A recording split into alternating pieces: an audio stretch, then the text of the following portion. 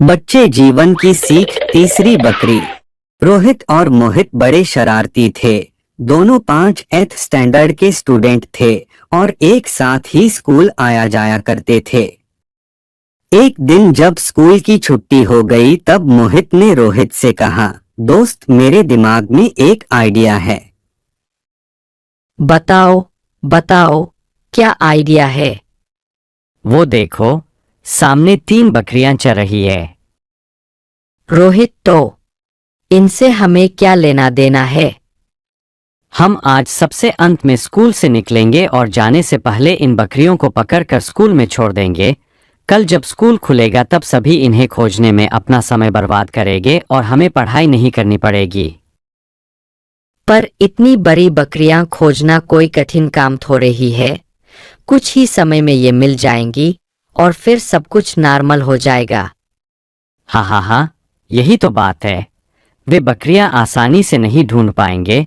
बस तुम देखते जाओ मैं क्या करता हूँ। इसके बाद दोनों दोस्त छुट्टी के बाद भी पढ़ाई के बहाने अपने क्लास में बैठे रहे और जब सभी लोग चले गए तो ये तीनों बकरियों को पकड़कर क्लास के अंदर ले आए। अंदर लाकर दोनों दोस्तों ने बकरियों की पीठ पर काले रंग का गोला बना दिया। इसके बाद मोहित बोला, अब मैं इन बकरियों पे नंबर डाल देता हूँ।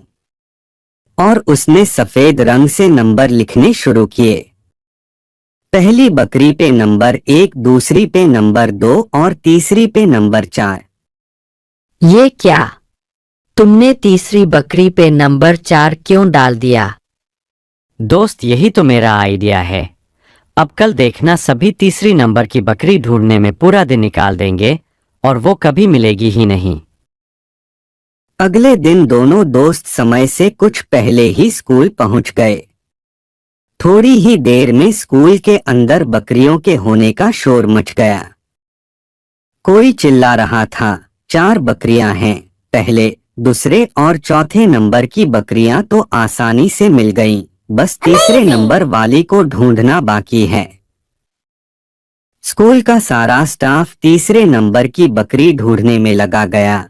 एक एक क्लास में टीचर गए अच्छे से तलाशी ली। कुछ खोजोवीर स्कूल की छतों पर भी बकरी ढूंढते देखे गए। कई सीनियर बच्चों को भी इस काम में लगा दिया गया। तीसरी बकरी ढूंढने का बहुत प्रयास किया गया, पर बकरी तब तो मिलती जब वो होती, बकरी तो थी ही नहीं। आज सभी परेशान थे, पर रोहित और मोहित इतने खुश पहले कभी नहीं हुए थे। आज उन्होंने अपनी चालाकी से एक बकरी अदृश्य कर दी थी। दोस्तों, इस कहानी को पढ़कर चेहरे पे हल्की सी मुस्कान आना स्वाभाविक है, पर इस मुस्कान के साथ साथ हमें इसमें छिपे संदेश को भी जरूर समझना चाहिए।